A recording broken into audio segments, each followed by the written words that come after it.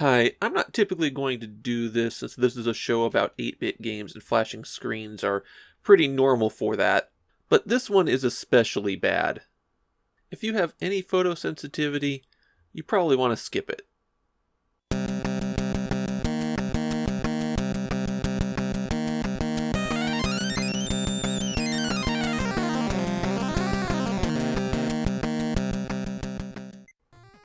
Here we have a game that people have been making fun of on the internet for as long as people have been making fun of bad old games on the internet. Kinnikuman M.U.S.C.L.E Tag Match, or M.U.S.C.L.E if you're in the US, is Bandai's first Famicom game, and it's a good example of what the second most prolific publisher for the system brings. Licensed games farmed out to the cheapest possible developer and dumped out on people. There are a handful of Bandai games that I find to be okay, but they are few and far between. For the uninitiated, Kinnikuman is a comic and cartoon about super-powered wrestlers that is hugely popular in Japan and has made almost no impact anywhere else. In the US, we got toys based on the series called M.U.S.C.L.E, and a while back there was an attempt to bring it to the US under the title Ultimate M.U.S.C.L.E that seems to have vanished without a trace. The Famicom game is about as straightforward as you can get. You pick out two people to be your tag team, and then you beat on the other tag team until the energy bar runs out. There are common controls for everyone. A button punches, the B button jumps, pressing B and then A will give you a flying kick. If you're behind someone and hit A, you do a backdrop. Pressing towards your opponent and hitting A while they're trying to grapple you causes you to throw them. And if you jump into the ropes yourself and then hit attack, you do a flying tackle. Every character also has one unique move that they get by picking up this orb that is sometimes thrown into the ring. For some of them, it's just a stronger throw, but for a couple, there's new attacks. And for one of them, oh boy. So, one of the characters is Brocken Jr., and he's a Nazi. That's not a metaphor, he is a Nazi. And his special attack when he gets the ball is the Nazi death gas attack. In the US version, he's replaced with Geronimo, and I think this might be the only time where a racist stereotype is an improvement. One more thing about the orb attacks. Landing them restores some of your health, so it's absolutely vital when you play to get the orbs and not let the opponents have them. If you want to switch out with your partner during a match, you have to retreat to your corner and hit the jump button. You'll probably want to prevent your opponent from doing this when they're low on health also. There are 2 rounds in every match.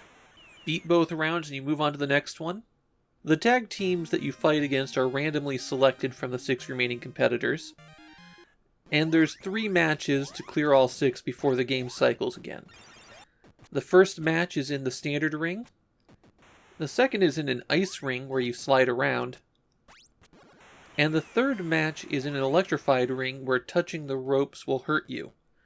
If you're on the ropes, you have to hit B to jump away. Otherwise, you just stick there and die. So you know what Kinnikuman M.U.S.C.L.E Tag Match really needs? A tier list. Obviously, Brocken Jr. is at the bottom for being a Nazi and including a reference to real-world genocide in his attacks. Above him is Ramen Man. He's mainly down here because his power-up attack is totally worthless and can't connect with anything. Also down there is Kinnikuman himself. He's one of the slowest fighters, and speed is really king in this game.